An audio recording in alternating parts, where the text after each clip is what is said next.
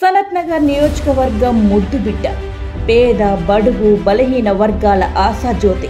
తన పర తేడా లేకుండా కొన్ని లక్షల కుటుంబాలకు సేవ చేస్తూ కరోనా టైంలో ఎంతో మంది పేద కుటుంబాలకు పెద్దన్నగా నిలబడి ఆటో డ్రైవర్స్ పేదల వివాహ శుభకార్యాలలో భాగమై తన వంతు సాయం చేస్తున్న ఆశాకిరణం. గత 20 ఏళ్ల నుండి పేద విద్యార్థులకు ల్యాప్టాప్స్ అందిస్తూ స్కూల్ కాలేజ్ ఫీజుల విషయంలో సహాయాన్ని అందిస్తున్న పేదల పెన్నిది. ఇండియన్ హ్యుమానిటేరియన్ అవార్డు ఇవ్వడం జరుగుతుంది. సొంతంగా సేవా కార్యక్రమాలు నిర్వహిస్తూ పేదల పక్షాన నిలబడిన నిజమైన నాయకుడు, ప్రజానాయకుడు వెల్లాల రామ్మోహన్. నమస్తే, నేను సంధ్య.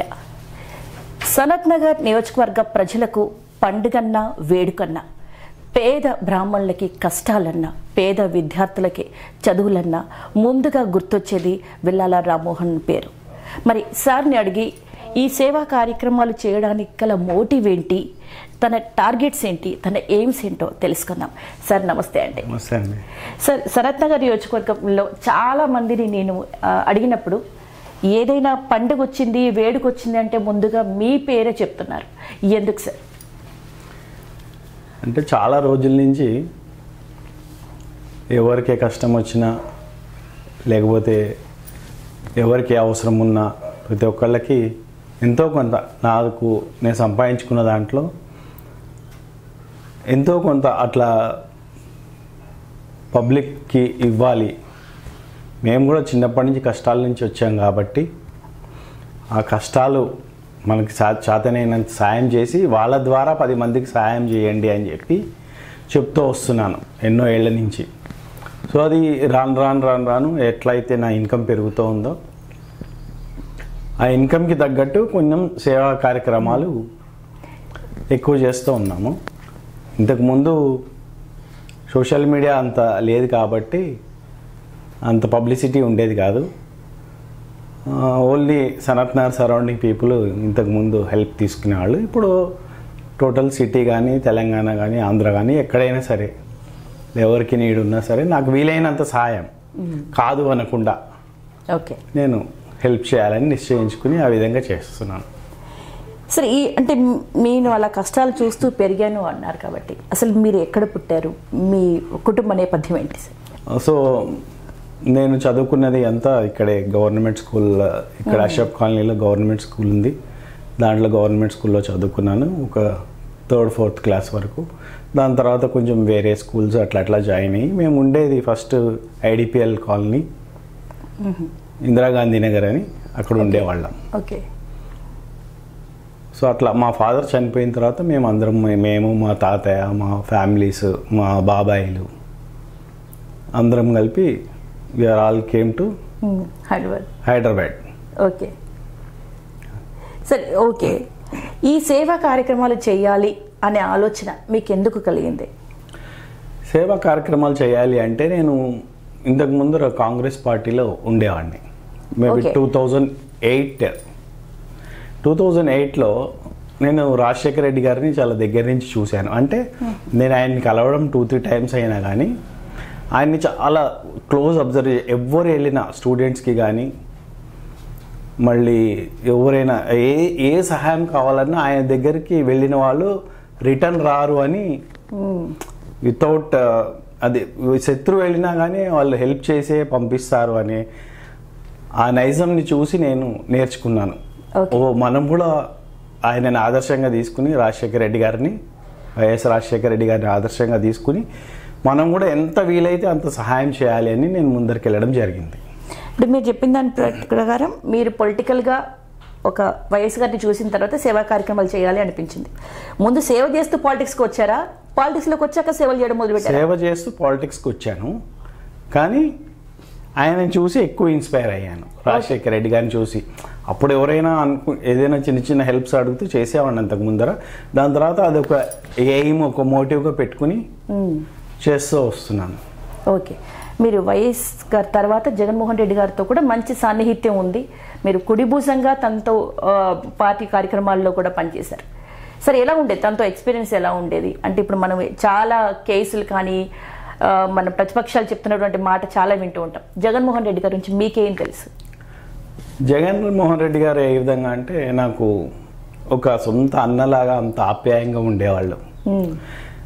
సో ఆయనను చూసి చాలా ఇన్స్పైర్ అయ్యాను. ఆఫ్టర్ రాజశేఖర రెడ్డి గారు చనిపోయిన తర్వాత ఒక రాజశేఖర రెడ్డి గారి పేరు మీద ఒక సీడీ ఒకటి, అంటే పాటల సీడీ ఒకటి రిలీజ్ చేసి జగన్మోహన్ రెడ్డి గారితో ఇనాగ్రేట్ చేయించాం. ఇనాగ్రేషన్ చేయించిన తర్వాత కంటిన్యూ ఆయన ఎక్కడైతే ఆయన జలదీక్ష చేస్తే జలదీక్ష చేయడం, స్టూడెంట్స్ గురించి దీక్ష చేస్తే స్టూడెంట్స్ గురించి, ఆయన ఆంధ్రాలో ఎక్కడ దీక్ష చేసినా ఇక్కడ మేము సనత్ నగర్, హైదరాబాద్లో, అమీర్పేటలో మేము దీక్షలు చేసుకుంటూ ఆయనని కాపీ చేసుకుంటూ వెళ్ళేవాడిని. సో ఆ వెళ్తూ వెళ్తూ వెళ్తూ కూడా అట్లా బాగా అటాచ్మెంట్ అయిపోయింది జగన్మోహన్ రెడ్డి గారితో. ఎప్పుడు హైదరాబాద్లో ఏ ప్రోగ్రామ్ ఉన్నా హైయెస్ట్ గ్యాదరింగ్ సనత్ నగర్ నుంచి ఉండేది నా ఆధ్వర్యంలో. సో ఆ గ్యాదరింగ్స్ మూలాన కానీ పార్టీ గురించి కష్టపడడం ఆయన నన్ను బాగా గుర్తించి నాకు 2014లో ఇక్కడ ఎలక్షన్లో కంటెస్ట్ చేయడానికి నాకు ఒక ఆఫర్ ఇచ్చారు ఆయన ద్వారా. సో ఆ ఆఫర్ అయిన తర్వాత సరే అనుకోకుండా స్టేట్ డివైడ్ అయింది. స్టేట్ డివైడ్ అయిన తర్వాత ఓటింగ్ పర్సెంటేజ్ చాలా తగ్గింది. సో అనుకోకుండా బీఆర్ఎస్ రూలింగ్కి వచ్చింది. బీఆర్ఎస్ రూలింగ్కి వచ్చిన తర్వాత రాను స్లోగా మా పార్టీ కొంచెం యాక్టివిటీస్ ఉండేవి, కానీ రాను ఇంకా జగన్మోహన్ రెడ్డి గారు ఇక్కడ పార్టీ నడపద్దు అనుకున్నారు. సో అక్కడికి ఆ చాప్టర్ క్లోజ్ అయింది. ఓకే, చాలా గ్యాప్. 2014 తర్వాత మీరు పొలిటికల్గా యాక్టివ్గా లేనట్టుగా అనిపిస్తాను. అవునండి. ఏం సార్ ఈ గ్యాప్ ఎందుకు మెయింటైన్ చేశారు? అంటే పొలిటికల్ ఒకసారి ఎంటర్ అయిన తర్వాత పార్టీలు మారుతూ అందరూ ఒక స్టేజ్కి వెళ్ళిపోయారు. మీరు 2014 తర్వాత కూడా 2019 వరకు కూడా పార్టీ ఉందండి తెలంగాణలో. ఉంది సార్. ఆ పార్టీలో కంటిన్యూ యాక్టివిటీస్లో ఉండేవాళ్ళం. ఓకే. అయితే 2019లో నాకు పెడన నియోజకవర్గంలో ఇన్ఛార్జ్గా ఇచ్చారు జగన్మోహన్ రెడ్డి గారు. ఓకే. పీకెట్ ఫీమ్ ద్వారా మేమందరం వర్క్ చేసేవాళ్ళము. అయితే నాకు పెడన నియోజకవర్గం జోగి రమేష్ గారికి ఇన్ఛార్జ్గా వేశారు. అక్కడ వర్క్ చేసాము. వర్క్ చేసి వచ్చిన తర్వాత పార్టీ రూలింగ్కి వచ్చింది. 152 సీట్లు గెలవడము, 23 పార్లమెంట్లు గెలవడము అసలు చాలా సంతోషంగా అనిపించింది మాకు. అయితే దాని తర్వాత నాకు సుబ్బారెడ్డి గారు, జగన్మోహన్ రెడ్డి గారు వీళ్ళందరూ నన్ను గుర్తించి నాకు టీటీడీలో ఎల్ఏసీ మెంబర్గా ఇచ్చారు. సో ఆ ఎల్ఏసీ మెంబర్ ఉంది కదా, అది దాంతో నాకు రోజు పబ్లిక్తో ఇంటరాక్ట్ అయ్యేవాడిని. రోజు ఎవరో ఒకళ్ళు దర్శనం గురించి వచ్చేవాళ్ళు, 10 మంది 20 మంది అట్లా రోజు కంటిన్యూ. అది 4 years ఉంది. చైర్మన్ గారు వైవి సుబ్బారెడ్డి గారికి చైర్మన్ పోస్ట్ ఇచ్చిన తర్వాత ఆయనతోటి కూడా నేను బాగా ఉండేవాడిని. కాబట్టి నాకు ఆయన హయాంలో చాలా దర్శనాలు, వేలాది మంది నాలాంటి వాళ్ళు ఎంతమంది అడిగినా సరే వాళ్ళు ఏ రోజు కాదనిలే. అందులో నన్ను కొంచెం స్పెషల్గా నేను రిక్వెస్ట్ చేసుకున్నందుకు ఇట్లా మా కమ్యూనిటీ కూడా వాళ్ళు కూడా చాలా మంది ఉన్నారు సార్, ఇట్లా నాకు ఎక్కువ కావాలి అంటే ఆయన కూడా నాకు కావాల్సిన దర్శనాలు ఒక రోజుకి 50, 60, 70, 80 అట్లా దాదాపుగా 80,000 మందికి నేను దర్శనాలు చేయించాను 4 yearsలో. ఓకే. ఏ దర్శనం ఎప్పుడు అడిగినా నన్ను ఎప్పుడు కాదనలేదు. సో దాని తర్వాత ఇప్పుడు ప్రజెంట్ ఏం లేదు, 2 years అయిపోయింది. మా చైర్మన్ గారు దిగిపోయారు. దిగిపోయిన తర్వాత నేను కూడా ఏం పెద్ద ఇంకా ఇంట్రెస్ట్ పెట్టలేదు దాని మీద. సో రాను మోడీ గారి ఆధ్వర్యంలో మోడీ గారు చేసిన రామ మందిరం కానీ లేకపోతే అన్ని వరల్డ్లో అన్ని కంట్రీస్లో ఈరోజు చూస్తే ఇండియాకి ఒక ప్రత్యేకమైన స్థానం ఉంది. రైట్. ఎక్కడ చూసినా మన ఎకనామికల్ గ్రోత్ కూడా చాలా డెవలప్ అవుతుంది. రాబోయే ఒక 10 years 15 yearsలో India will be maybe 2nd, 3rd position. So ఇవన్నీ చూస్తుంటే నాన్ కరప్షన్, ఇప్పుడు మనం కాంగ్రెస్లో చూసుకున్నట్టయితే అన్ని స్కామ్లు ఉండేవి. ఈ మినిస్టర్ స్కాము, ఆ మినిస్టర్ స్కాము అని చాలా స్కామ్స్ ఉండేవి, నెంబర్ ఆఫ్ స్కామ్స్ ఉండేవి. టెలికామ్ స్కామ్ అని, స్పెక్ట్రమ్ స్కామ్ అని, ఇట్లా చాలా స్కామ్స్ మనము, కోల్ స్కామ్ అని, ఇట్లా నెంబర్ ఆఫ్ స్కామ్స్ చూసాం. ఇక్కడ బీజేపీ గవర్నమెంట్లో చూసుకున్నట్టయితే వాళ్ళ లీగల్ హెయిర్స్ అంటే వాళ్ళ ఇంటి నుంచి ఎవరు ఉండరు, వారసత్వం. ఏదైనా సరే ఫ్రెషర్ అతనికి వాళ్ళకి ఫ్యామిలీ బ్యాక్గ్రౌండ్స్ కూడా ఎక్కువ ఉండవు. ఎవరైనా వాళ్ళు సంపాదించుకుని చేసేది ఏం లేదు. They are for country. So అవన్నీ చూసి బాగా ఇన్స్పైర్ అయ్యాను. ఓకే. సో కంట్రీ గురించి ఇంత కష్టపడే వాళ్ళు మనం కూడా అలాంటి ఆర్గనైజేషన్లో ఉంటే మనకు కూడా బాగుంటుంది. నేను సోషల్ సర్వీస్లో ఉన్నాను కాబట్టి ఇవన్నీ చేసుకుంటూ కూడా కార్యక్రమాలు వెళ్ళొచ్చు అని చెప్పి ఒక ఇన్స్పైర్ అయ్యి బీజేపీలో జాయిన్ అయిద్దామని చెప్పి నేను డిసైడ్ చేసుకోవడం జరిగింది. బీజేపీలో జాయిన్ అవ్వాలని డిసైడ్ అయిపోయారు కాబట్టి ఒక ప్రశ్న, బీజేపీ అంటేనే మతత్వ పార్టీ, హిందుత్వ పార్టీ అనేది బాగా వినిపిస్తుంది, మనకు కనిపిస్తుంది కూడా. సరే, హిందుత్వ పార్టీ అని చేరుతున్నారా? కరెక్ట్. మీరు బీజేపీలో చేరడానికి గల రీజన్ ఏంటి? నేను చెప్పాను, మేజర్ బీజేపీలో జాయిన్ కావడానికి మన Indian development. Okay. Only Indian development. నాకు తెలిసి ఇప్పుడు కంట్రీలో ముస్లిమ్స్ ఉన్నారు, క్రిస్టియన్స్ ఉన్నారు, వేరే వేరే వర్ణాల వాళ్ళు చాలామంది ఉన్నారు, హిందూస్ ఉన్నారు, BC, SC, ST, minority, different people ఉన్నారు. కానీ ఏ రోజు ఎవరిని హింసించడం నేను చూడలేదు బీజేపీ రూలింగ్లో. అదే ఒకటి, I think it's creation of the Congress party. ఇట్లా మతతత్వ పార్టీ అంటే we can gain the voting from minorities, Christians కానీ ముస్లిమ్స్ కానీ వీళ్ళ దగ్గర నుంచి we can gain the votes అని చెప్పి ఒక ఇంటెన్షన్ తోటి వాళ్ళు అట్లా ముద్ర వేయడం జరిగింది. ఏ రోజు కూడా మోడీ గారే కానీ లేకపోతే మా గవర్నర్, ప్రెసిడెంట్ ఆఫ్ ఇండియా ఎవరు కూడా ఒక కమ్యూనల్ పరంగా ఏది మాట్లాడడం నేను ఎప్పుడు ఏ రోజు చూడలేదు. ఓకే. సో ఈ రామ మందిరం అనేది వాళ్ళకు కూడా మైనారిటీస్ కూడా ఒక 20 acres ఆఫ్ ది ల్యాండ్ అక్కడ ఇచ్చారు. యాక్చువల్గా ఈ రామ మందిరం అనేది మన రైట్ కాబట్టి మనం కొట్లాడి సాధించుకున్నాము. కోర్టులు కూడా న్యాయం చేసే దానికి, దాంట్లో ఎవరు తప్పు పట్టాల్సిన అవసరం లేదు. రామ మందిరం కంటే ఇంకా బ్రహ్మాండంగా వాళ్ళ మస్జిద్ కానీ మాస్క్ కానీ డెవలప్మెంట్ కూడా జరుగుతున్నాయి అక్కడ 20 kilometers రేంజ్లో. సో ఇది కూడా నేను ఆలోచించాను. అంటే మీరేమంటున్నారంటే కాంగ్రెస్ క్రియేషన్ అయి ఉండొచ్చు ఈ హిందుత్వ పార్టీ అనేది, కానీ మెజారిటీ ఇంకా ఒక అనలైజేషన్ ఏంటి అంటే బీజేపీ రూలింగ్లో లేనప్పుడే ఎక్కువగా అల్లర్లు జరిగాయి. అయోధ్య కావచ్చు, ఇంకా హిందూ ముస్లిమ్స్ గొడవలు అంటే ఎక్కువ జరిగాయి. సో ఈ గొడవలకి, ఈ ఇష్యూస్కి రీజనే బీజేపీ. సో బీజేపీ రూలింగ్లో ఉంది కాబట్టి ఇప్పుడు అవేమి కనబడట్లేదు అని అంటున్నారు. మీరేమంటారు? రాంగ్ అండి ఇది. యాక్చువల్గా when Congress in the power, ఆ పవర్లో ఉన్నప్పుడు నిజంగా బ్యాక్ ఎండ్ ఎవరున్నారని వాళ్ళకి తెలుసుకోవడము డిపార్ట్మెంట్స్ ద్వారా చాలా ఈజీ. అవును.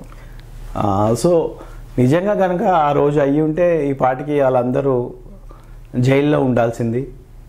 కానీ అట్లా లేకుండా రూలింగ్ చేస్తున్నారు అంటేనే మనం అర్థం చేసుకోవచ్చు వాళ్ళ మీద అబాండం చేస్తున్నారు ఓటింగ్ పర్సంటేజ్ గురించి అని మనకి క్లియర్గా అర్థమవుతుంది. సో మీరు బ్రాహ్మణ సంఘం కూడా ఏర్పాటు చేసి బ్రాహ్మణులకు కూడా ఎన్నో సేవా కార్యక్రమాలు చేస్తున్నారని విన్నాను. బ్రాహ్మణ సంఘాలకి సేవ చేయాలి అనేది అంటే మీరు ఆ కమ్యూనిటీ అనా, లేకపోతే ఎందుకు సేవ చేయాలి అనుకుంటున్నారు? బ్రాహ్మణులకి ఇంకా ఏం చేయబోతున్నారు? ఓకే, యాక్చువల్గా ఏంటంటే నేను బ్రాహ్మణ్స్ అనేది నేను ఇంతకు ముందర కూడా బ్రాహ్మణ సంఘంలో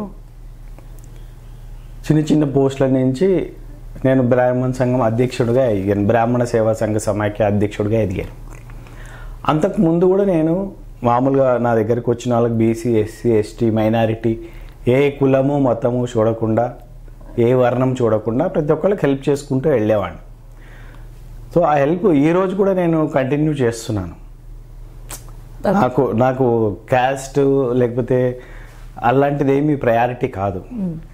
సో యాజ్ ఎ ప్రెసిడెంట్గా నేను ఇప్పుడు తీసుకునే నిర్ణయాలు, బ్రాహ్మణ సేవా సంఘ సమైక్య ప్రెసిడెంట్గా తీసుకునే నిర్ణయాల మూలాన కొంతమంది బ్రాహ్మణులకి ఎక్కువ ఉపయోగపడుతున్నారు.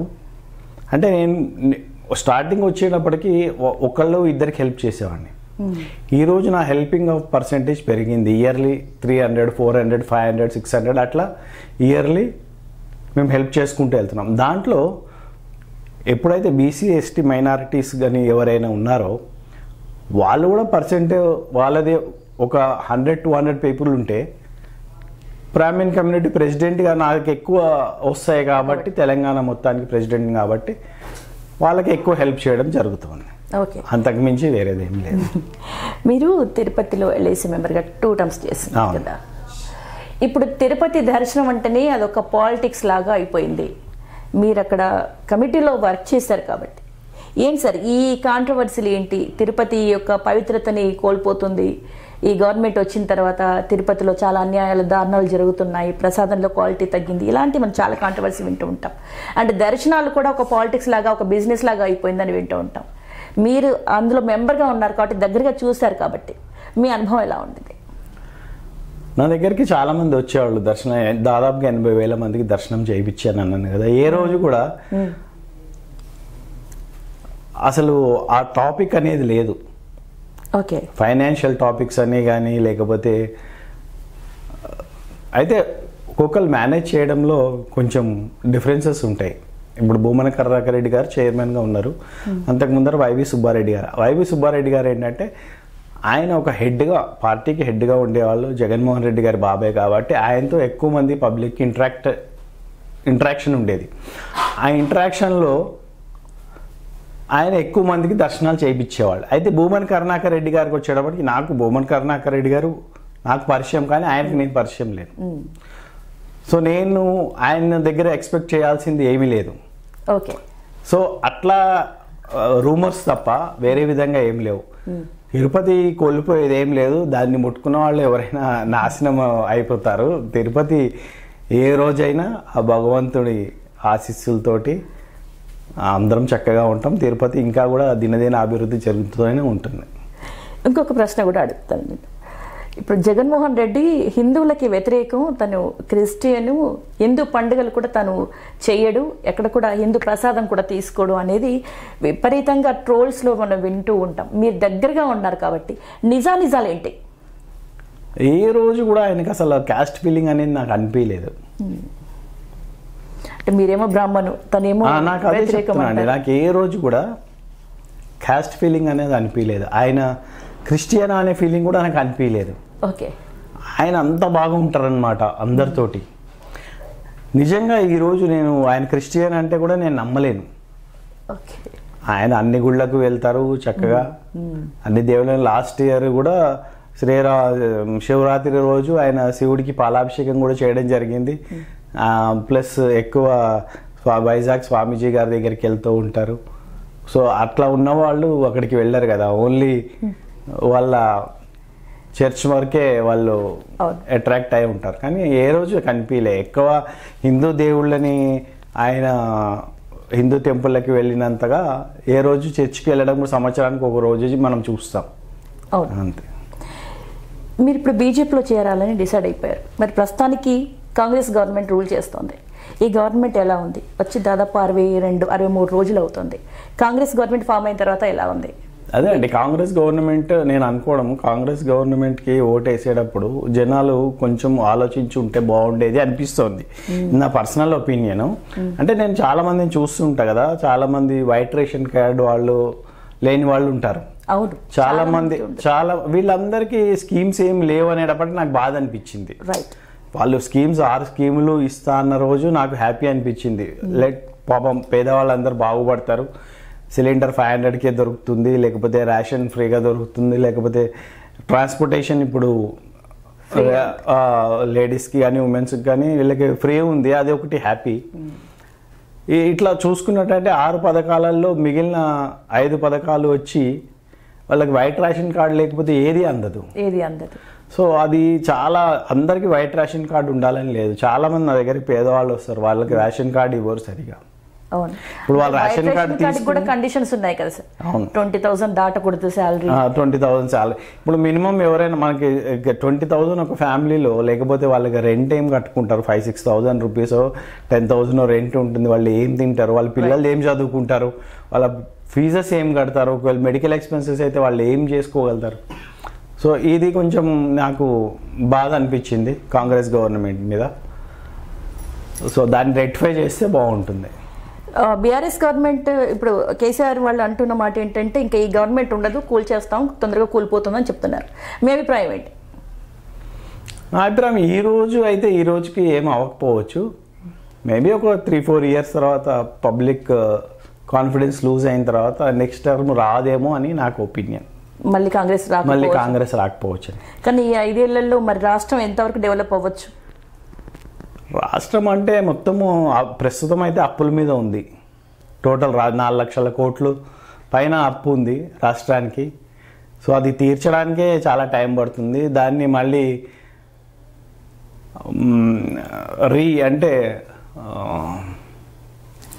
అంటే ఈ అప్పులన్నీ క్లియర్ చేసి అప్పులు క్లియర్ కాదు, దీన్ని రెన్యువల్ చేసుకుందాం అనుకుంటున్నారు. ఈ అప్పుల్ని ఏవైతే ఉన్నాయో దీన్ని రెన్యువల్ చేసి రీఫ్రెష్మెంట్ చేద్దాం అనుకుంటున్నారు. రీఫ్రెష్మెంట్ చేస్తే ఏమవుతుందంటే అది మళ్ళీ అగైన్ ఈ రోజు నుంచి కౌంట్ వస్తుంది. దానికి మళ్ళీ 6 months 1 year బ్రేకింగ్ పీరియడ్ తీసుకుంటారు. ఆ బ్రేకింగ్ పీరియడ్ అయిన తర్వాత మళ్ళీ స్టార్ట్ అవుతుంది. అప్పటి లోపల ఈ పథకాలు కొంచెం ఇచ్చుకుంటూ వెళ్తారు.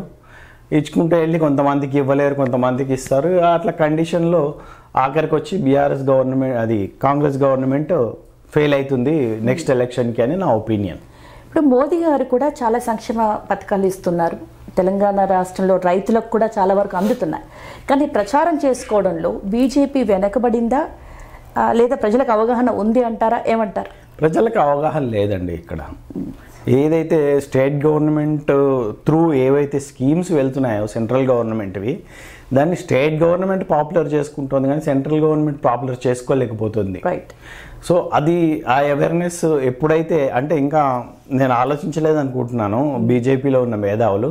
ఒక్కసారి దాన్ని ఆలోచిస్తే వాళ్ళు డైరెక్ట్ ఇంప్లిమెంట్కి చేస్తే బీజేపీకి చాలా ఫెచ్చింగ్ అవుతుందని నా ఒపీనియన్. అవును, అంటే దాదాపు సంక్షేమ పథకాలు కానీ ఈ పెన్షన్స్ కానీ రైతులకు కానీ ఇస్తున్నారు, కానీ ప్రచారం చేసుకోవడంలో బీజేపీ దాదాపు వెనుకబడింది చాలా. సో ఇప్పుడు బీజేపీ రాజకీయాలను మనం ఒకసారి చూస్తే చాలా మంది సీనియర్ నాయకులు ఉన్నారు.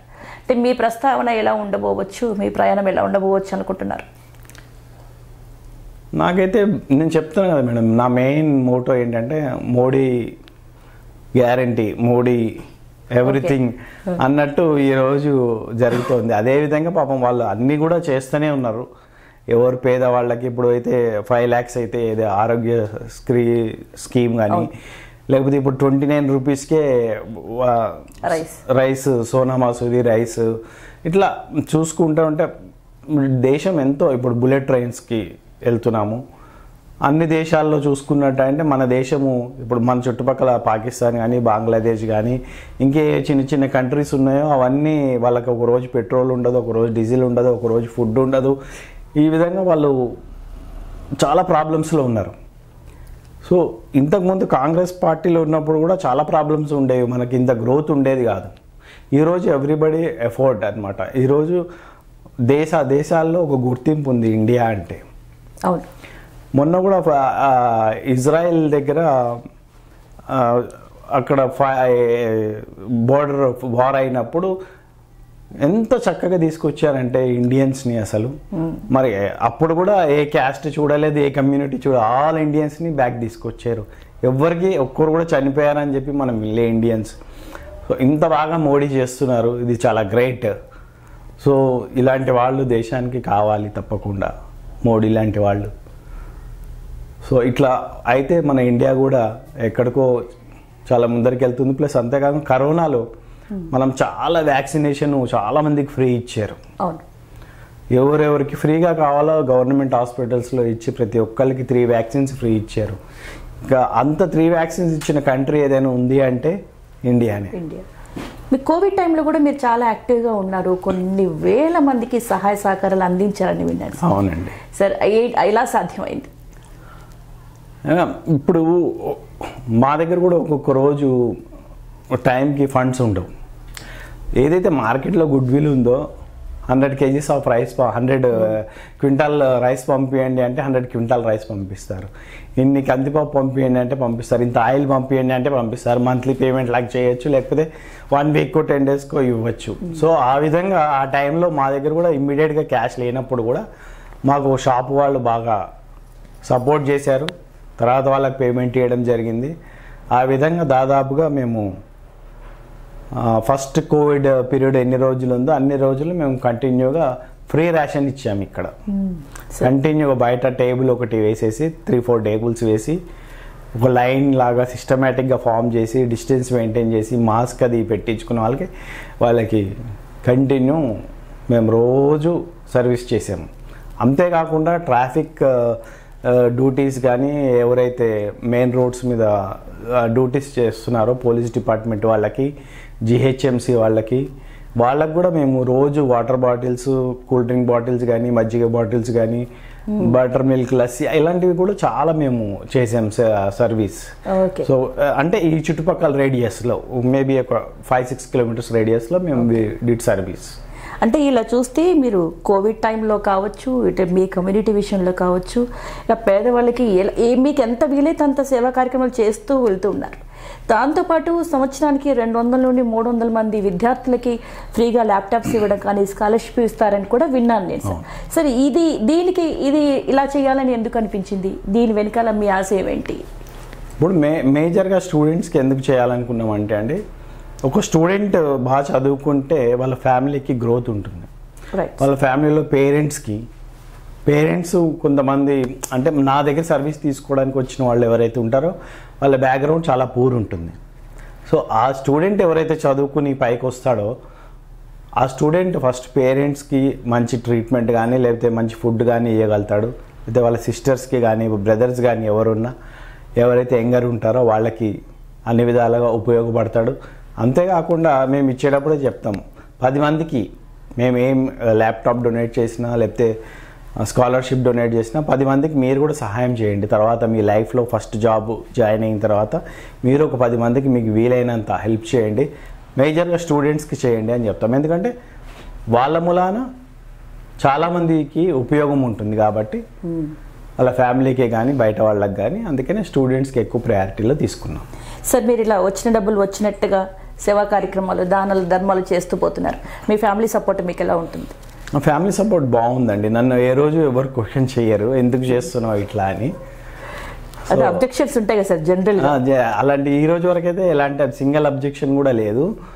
చేసేది ఏం చెప్తారంటే అపాత్ర దానం కాకుండా చేయండి అంటారు. అపాత్ర దానం అంటే ఎవరికైతే నీడ్ ఉందో వాళ్ళకే వెళ్ళేటట్టు చూడమని ఒకటి మటుకి గైడ్ చేస్తారు. ఓకే సరే, మీకు బ్రాహ్మణ సమాజానికి మీరు ఇంకా ఏం చేయబోతున్నారు? మీ ఎయిమ్స్ ఏంటి? ఇది ఈ స్కీమ్ అనేది ఇంకా కంటిన్యూగా రన్ చేస్తున్నాం మేము. ఏదైతే లాస్ట్ ఇయర్ 110 ల్యాప్టాప్స్ ఇచ్చాము పూర్ స్టూడెంట్స్కి. ఈ ఇయర్ 200 ల్యాప్టాప్స్ అనౌన్స్ చేసాము. లాస్ట్ ఇయర్ వచ్చి 80 స్కాలర్షిప్స్ ఇచ్చాము. ఈ ఇయర్ వచ్చి 400 స్కాలర్షిప్స్ అనౌన్స్ చేసాము. ఇంకేమైనా మేబీ 1-2 పెరగచ్చేమో తెలీదు. సో ఈ ఇయర్కి ఇది, నెక్స్ట్ ఇయర్ ఇంకా కొంచెం ఎక్కువ పెంచుతాం. అట్లా సర్వీస్ పెంచుకుంటూ ఉన్నాం సర్వీస్ మోటోలో. సో ఒకేసారి మీకు 150 ల్యాప్టాప్స్ ఇట్లా స్టూడెంట్స్కి ఇచ్చినందుకని మీకు Indian book of record award కూడా వచ్చినట్టుగా ఉంది. సో చాలా సంతోషం అది. సో ఇలాంటి సేవా కార్యక్రమాలు గుర్తించి బీజేపీ గవర్నమెంట్, బీజేపీ లీడర్స్ మిమ్మల్ని పిలుచుకున్నారా, లేదా మీ ఇంట్రెస్ట్తో మీరు అప్రోచ్ అయ్యారా? నా ఇంట్రెస్ట్ తోటే నేను అప్రోచ్ అయ్యానండి. సార్ అయితే before assembly election Shashidhar Reddy garu నా దగ్గరికి 3 times వచ్చారు. మరి శశిధర్ రెడ్డి గారు ఆయన జాయిన్ అవ్వమని చెప్పారు. సో అప్పుడు కాంగ్రెస్లో కూడా జాయిన్ అవ్వమన్నారు. ఓకే. సో నేను అప్పుడు ఎంత ఇంట్రెస్ట్ చూపించలేదు. యాక్చువల్గా నా ఉండే బిజీ షెడ్యూల్ వలన అంత ఇంట్రెస్ట్ చూపించలేదు. సో ఇప్పుడు ఈ మోడీ గారు అన్నీ బాగా చేస్తున్నారు, మనం కూడా ఒక ఆర్గనైజేషన్లో ఉంటే బాగుంటుంది అని చెప్పి నేను స్టెప్ తీసుకోవడం జరిగింది. ఓకే, అంటే పాలిటిక్స్ ఇవి కాకుండా మీ వృత్తి ఏంటి సార్? ఏం చేస్తాను? నా వృత్తి నేను ప్రజెంట్ కన్స్ట్రక్షన్ బిజినెస్ చేస్తున్నాను అండి. Apartments, real estate construction business. Sir, మీరు కన్స్ట్రక్షన్ బిజినెస్లో అన్నారు కాబట్టి ఒక ప్రశ్న. బీఆర్ఎస్ గవర్నమెంట్ వచ్చిన తర్వాత ఈ రియల్ ఎస్టేట్ అంతా కూడా గవర్నమెంట్ చేతుల్లోకి వెళ్ళిపోయింది. ఈ కన్స్ట్రక్షన్స్ కానీ, ల్యాండ్స్ కానీ, వెంచర్స్ కానీ ఖచ్చితంగా వాళ్ళకి పర్సంటేజ్లు కానీ అంటే ఇట్లా గవర్నమెంట్ చేతిలోకే వెళ్ళిపోయింది, వాళ్ళ మనుషుల చేతిలోకి వెళ్ళిపోయింది అనేది మాట. మీరు బిజినెస్లో ఉన్నారు కాబట్టి మీరు అలాంటివైనా ఫేస్ చేశారా? చిన్న బిల్డర్స్ ప్రతి ఒక్కళ్ళు ఈ రోజు కూడా ప్రాబ్లమ్స్ ఫేస్ చేస్తున్నారండి. ఏదైతే బీఆర్ఎస్ గవర్నమెంట్లో ఏదైతే 3rd floor, 4th floor, 5th floors ఏవైతే రిజిస్ట్రేషన్ స్టాప్ చేసిందో ఆల్ ఓవర్ ఇండియాలో ఏ ఫ్లోర్లో ఫ్లాట్ కట్టుకున్నా రిజిస్ట్రేషన్ చేసేవాళ్ళు. అంటే ఇది పర్టికులర్గా పర్మిషన్ ఉన్న ఫ్లాట్స్కే రిజిస్ట్రేషన్ చేస్తాము, మిగిలినవి చెయ్యము అని చెప్పి పెద్ద బిల్డర్స్ని ఎంకరేజ్ చేయడానికి, అంటే వాళ్ళ దగ్గర నుంచి వాళ్ళకి చిన్న బిల్డింగ్స్ అమ్ముడుపోవద్దు, పెద్దవే అమ్ముడుపోవాలి అని కోట్ల రూపాయలు వాళ్ళ దగ్గర నుంచి చేతులు మార్చుకుని బీఆర్ఎస్ గవర్నమెంట్ స్టాప్ చేసిందండి రిజిస్ట్రేషన్ చిన్న బిల్డర్స్వి, పర్మిషన్ లేని బిల్డింగ్స్కి. సో అది కాంగ్రెస్ గవర్నమెంట్లో అది ఆ బ్యాన్ని తీసేస్తారని అనుకున్నాము, ఈ రోజు వరకు తీయలేదు. సో చాలామంది బిల్డర్స్ కూడా కాంగ్రెస్ పార్టీకి ఓటేయడానికి కారణం, అది కూడా ఒక ముఖ్య కారణం బీఆర్ఎస్కి ఓటేయకుండా. సో ఇప్పుడైనా కాంగ్రెస్ గవర్నమెంట్ ఆ రిజిస్ట్రేషన్స్ కంటిన్యూ చేస్తే ఇటు తెలంగాణ రాష్ట్రంలో దాదాపుగా 40,000 కోట్ల రూపాయలు ఆదాయం ఇమ్మీడియట్గా వస్తుందండి. 40,000 crores of the rupees Telangana state గవర్నమెంట్కి ఇమ్మీడియట్గా ఫండ్ వస్తుంది ఈ రిజిస్ట్రేషన్స్ చేస్తే ఇప్పుడు కూడా మన లోటు బడ్జెట్ని మనం పూడ్చుకోవడానికి చాలా మంచి మార్గము. దీన్ని కూడా కాంగ్రెస్ పార్టీ గుర్తించి వెంటనే రిజిస్ట్రేషన్స్ని ఆ బ్యాన్ని తీసేయాలని చెప్పి కోరుకోవడం జరుగుతుంది. సరే, ఇప్పుడున్న గవర్నమెంట్ మార్పు కోసం కాంగ్రెస్ అనే నినాదంతో కాంగ్రెస్ పార్టీ ఇప్పుడు గవర్నమెంట్ ఫామ్ చేసింది. మరి ఈ 60 రోజుల్లో మార్పు కనిపిస్తుందా? మార్పు వచ్చిందా? 60 రోజుల్లో ఏం మార్పు రాలేదండి. టీజీ తెలంగాణ గవర్నమెంట్ అని మార్చడం కాదండి, టీఎస్ అని ఉన్నదాన్ని తెలంగాణ గవర్నమెంట్ అని మార్చడం కాదు, మళ్ళీ తెలంగాణ గీతాన్ని మార్చడం కాదు, తెలంగాణ తల్లి విగ్రహాన్ని మార్చడం కాదు. ఏదైతే ఎంప్లాయ్మెంట్ కావాలో ఆ ఎంప్లాయ్మెంట్ కావాల్సిన వాళ్ళందరికీ ఎంప్లాయ్మెంట్ ఇచ్చి మీరు చెప్పిన 6 వాగ్దానాలలో పూర్తిగా నెరవేర్చాలని చెప్పి కోరుకుంటున్నాను. ఈ రివెంజెస్ మీద వెళ్లకుండా, రివెంజెస్ మీద వెళ్తే వచ్చేది ఏముండదు, ఇంకా స్టేట్ లాస్ అవుతుంది, ఇన్వెస్టర్స్ రారు బయట నుంచి. ఈ స్టేట్లో మనం ఏ ప్రాజెక్ట్స్ చేసినా ఏం చేసినా ఫ్యూచర్లో మనకి ఎదురు దెబ్బలు తప్పవు, ఏ గవర్నమెంట్ ఎప్పుడు వస్తుందో చెప్పలేము అని చెప్పి ఒక బ్యాడ్ టాక్ వెళ్తుంది. అవన్నీ లేకుండా ఈ 6 పథకాలు ఇమ్మీడియట్గా ఇంప్లిమెంట్ చేయాలని చెప్పి నేను కోరుకోవడం జరుగుతుంది. ఓకే సార్, ఎలా ఉంది సార్ మీరు ఇన్ని సంవత్సరాల మీ సుదీర్ఘ ప్రయాణంలో మీరు ఎదుర్కొన్న ఒక టఫ్ టైం ఏంటి? మేబీ నా టఫ్ టైం అంటే 2003-2004లో ఉందండి టఫ్ టైం. ఓకే, ఏం ఫేస్ చేసేసారు ఆ టైంలో? అంటే అప్పుడు ఇంటీరియర్స్ చేసేవాడిని నేను. సో అనుకోకుండా బిజినెస్ ఆటోమేటిక్గా లాస్ అవ్వడం, అది ఎట్లా అనేది మేబీ ఐ కాంట్ గెస్. మళ్ళీ దాని తర్వాత ఒక 1 year తర్వాత మళ్ళీ స్లోగా పికప్ అయితే వచ్చాను. మీరు వైఎస్ గారి అభిమానిగా జగన్మోహన్ రెడ్డితో రాజకీయ ప్రయాణం మొదలుపెట్టి ఇలా సుదీర్ఘ సేవా కార్యక్రమాల తర్వాత ఈరోజు బీజేపీలో చేరుతున్నారు. సార్, ఇప్పుడు బీజేపీలో కిషన్ రెడ్డి గారి యొక్క సహాయ సహకారాలు కావచ్చు, అంటే తన సమక్షంలో మీరు చేరబోతున్నట్టుగా తెలిసింది నాకు. సో తన సహాయ సహకారాలు ఎలా ఉన్నాయి? అంటే మీరు మళ్ళీ రాజకీయంగా పోటీ చేయబోతున్నారా? లేదు మేడం, అట్లా నేను ఏ ఇంటెన్షన్ తోటి జాయిన్ అవ్వట్లేదు. కేవలం మోడీ గారి మీద అభిమానంతో నేను ఈరోజు జాయిన్ అవుతున్నాను. స్టేట్ కానీ లేకపోతే సెంట్రల్ కానీ మన ఇండియాలో ప్రతి మూల చూసుకున్నట్టయితే రోడ్స్ ఎంత వైడనింగ్ చేసి ఎంత బాగా చేస్తున్నారంటే రోడ్స్ అసలు ఈ రోడ్స్ ఒకటే కాదు, బుల్లెట్ ట్రైన్స్ కానీ రోడ్స్ కానీ ఇట్లా ఎవ్రీథింగ్ ట్రాన్స్పరెంట్ అనమాట. ఈ ట్రాన్స్పరెంట్ని చూసి మనం కూడా ఉంటే బాగుంటుంది ఇంత మంచి పార్టీలో అని చెప్పి ఉద్దేశంతో నేను జాయిన్ అవుతున్నాను. సో పార్టీకి మీరు ఏం చేయబోతున్నారు? పార్టీకి సర్వీస్ చేస్తాండి, వాళ్ళు ఏం బాధ్యతలు అప్పచెప్పినా తీసుకుని వాళ్ళకి ఎల్లవేళలా అందుబాటులో ఉండి వర్క్ చేస్తాను. ఏ రోజు ఎట్లా అయితే వైఎస్ఆర్సీపీలో నేను ఏ విధంగా వర్క్ చేశానో దానికంటే చాలా బాగా నేను. పార్లమెంట్ ఎలక్షన్స్ రాబోతున్నాయి కదా సార్, పార్లమెంట్ ఎలక్షన్స్ రాబోతున్నాయి. సో ఈ ఎలక్షన్స్లలో మళ్ళీ బీజేపీకి ఓటు వేయాలి అని మీరు అడుగుతారు సార్, ఏ రీజన్తో ఓటు వేయమంటారు? డెవలప్మెంట్ అండి, ఆల్ ఓవర్ ఇండియా డెవలప్మెంట్ చూసి నేను ఓటు వేయమని చెప్తాను. ఓకే సార్, తెలంగాణ వరకు బీజేపీ అవసరం ఉందంటారా? 100% అవసరం ఉందండి. ఎప్పుడైతే తెలంగాణలోను ఆంధ్రప్రదేశ్లోను ఎప్పుడైతే గవర్నమెంట్ ఇండియాలోను ఎప్పుడైతే గవర్నమెంట్ తెలంగాణలోను ఇండియా లెవెల్లో ఒకటే గవర్నమెంట్ ఎప్పుడైతే ఉందో ఆ స్టేట్ చాలా బాగా డెవలప్ అయ్యే ఛాన్సెస్ ఎక్కువ ఉంటాయండి. కోఆర్డినేషన్ బాగుంటుంది. ఇప్పుడు ఇక్కడ తెలంగాణలో కాంగ్రెస్ ఉంది, సెంట్రల్లో బీజేపీ ఉంటుంది. వీళ్ళు అంత బాగా కోఆర్డినేట్ చేయలేరు.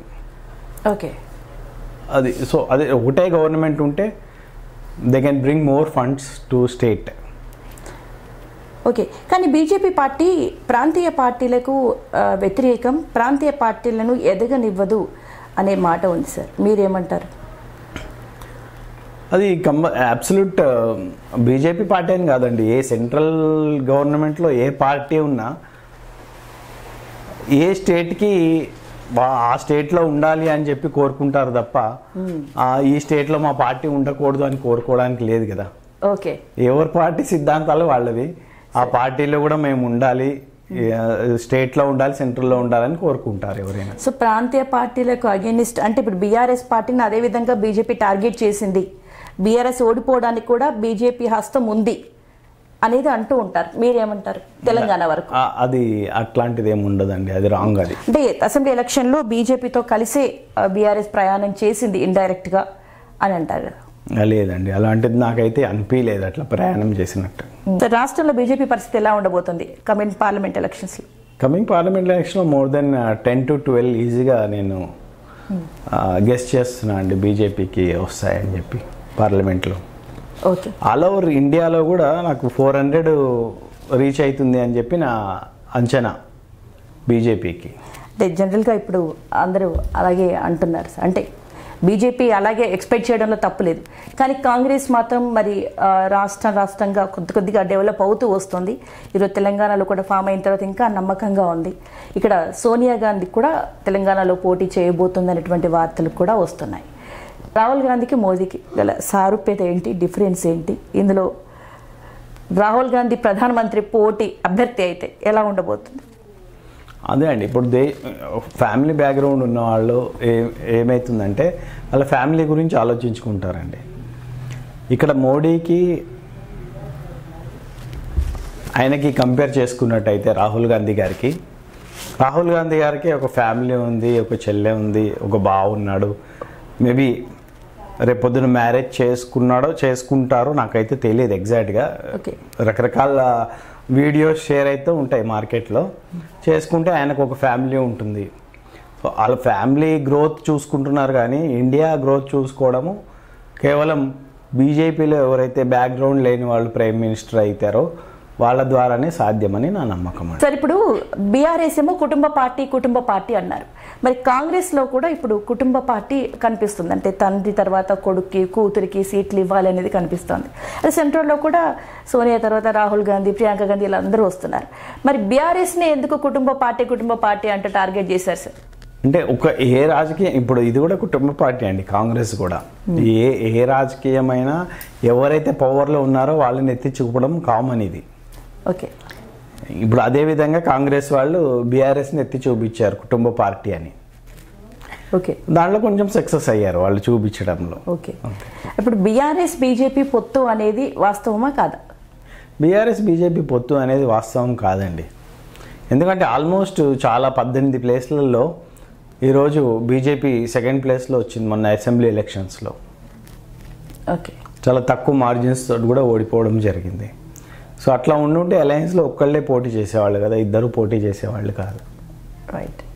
ఓకే, బీజేపీ అనేసరికి మనకి పవన్ కళ్యాణ్ కూడా గుర్తొస్తూ ఉంటారు.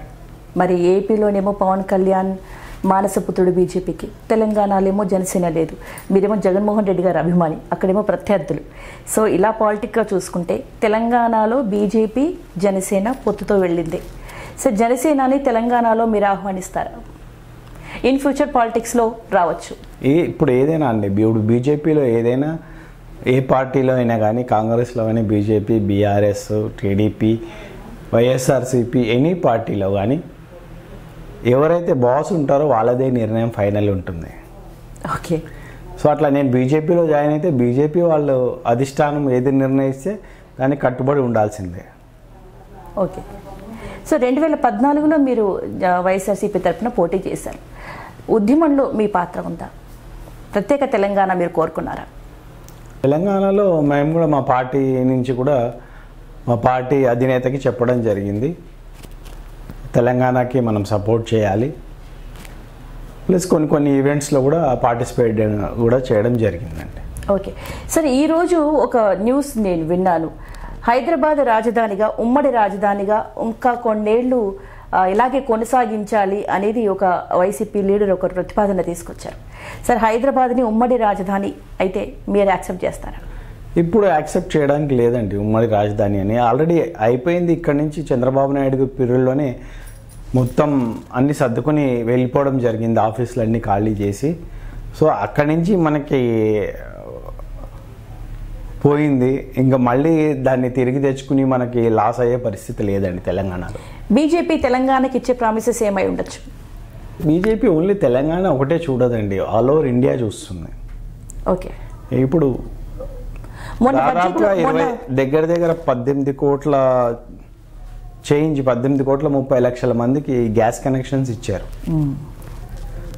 సో దాంట్లో విలేజెస్లో ఉన్న వాళ్ళు చాలా హ్యాపీగా ఉన్నారు. వాళ్ళకి ఆ పొగ, క్యాన్సర్ లేకపోతే ఇంకేదైనా వేరే లంగ్ ఇన్ఫెక్షన్స్, లంగ్ క్యాన్సర్స్ అవి రాకుండా ఏదైతే సిలిండర్స్ కానీ అవి ఏదైతే 18,30,00,000 మందికి ఇచ్చారు అంటే not a joke gas connections. So ఇట్లా వాళ్ళు ఓవరాల్ అన్ని స్టేట్స్లో డెవలప్ చేసుకుంటూ వెళ్తున్నారు, only not only Telangana.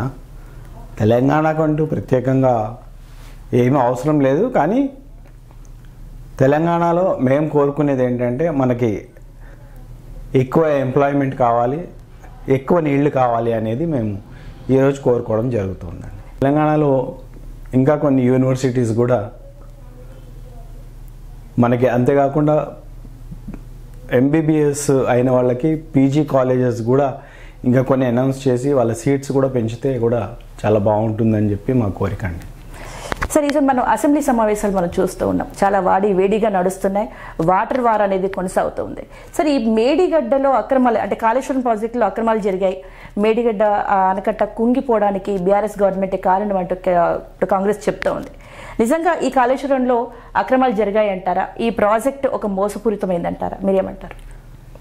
Medigadda project కొన్ని కాలమ్స్ చూసినట్టయితే క్రాక్స్ అవి పెద్ద పెద్ద క్రాక్స్ అవి రావడము అవి కూడా చూసామండి. కాకపోతే వీళ్ళు దాన్ని ఎంత ఇష్యూ చేస్తున్నారు కాంగ్రెస్ వాళ్ళు, కాకపోతే నిజంగా వాళ్ళకి గనక చిత్తశుద్ధి ఉండి దాని మీద ఏమైనా యాక్షన్ తీసుకోవాలి అంటే దే కెన్ రైట్ సిబిఐని ఇవ్వమని చెప్పి అడగచ్చు కేంద్రాన్ని. ఈ విధంగా వాళ్ళు అడగట్లేదు అంటే దాంట్లో కూడా ఏదో లోపాయకారితనం ఉందని నేను భావిస్తున్నాను.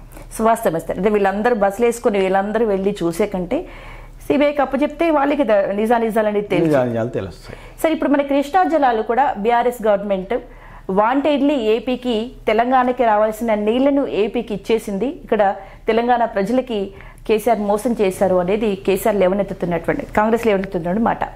నిజానికి ఇక్కడ జరిగింది ఏమై ఉండొచ్చు? వాంటెడ్లీ తెలంగాణకి రావాల్సిన నీళ్ళని ఏపీకి ఇచ్చారంటారా?